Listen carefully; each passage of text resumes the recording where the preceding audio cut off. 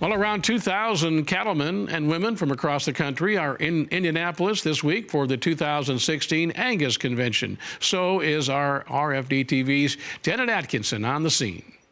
Well, here at the convention, of course, there's a lot of talk about the Angus breed and, of course, making herds better. Also conversation about leadership and even moving beyond that. Now, we are joined by Tom Walter. He is with Tasty Catering. He is the Chief Culture Officer and had the chance to speak with folks here at the conference. Tom, first of all, how does the Chief Culture Officer for a catering company near Chicago find his way to the American Angus Convention?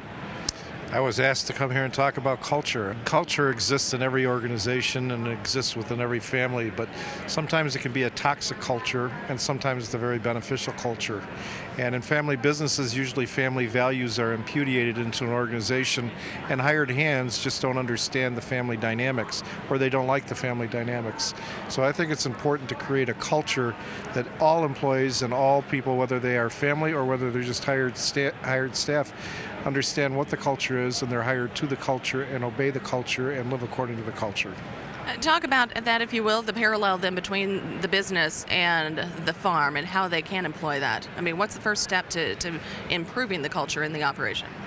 Well, I think there's a connectivity because we're a family business and most farms and ranches in America are family businesses, and all too often the old guys like me continue to run things the way they think is important until we become physically lame or we become mentally lame. And then the children have probably left because they couldn't deal with dad any longer, dad or mom, whoever the case may be.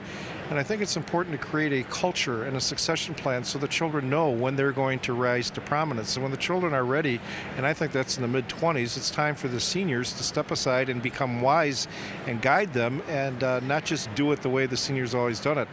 My fear always has been having a stroke and be physically debilitated, but with a clear mind, watching everything I built fall apart because it was done my way. A second fear was losing my two children.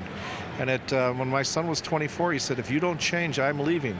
And I realized at 23, I started my first business 46 years ago. So if I could do it when I was younger than him, he certainly could do it.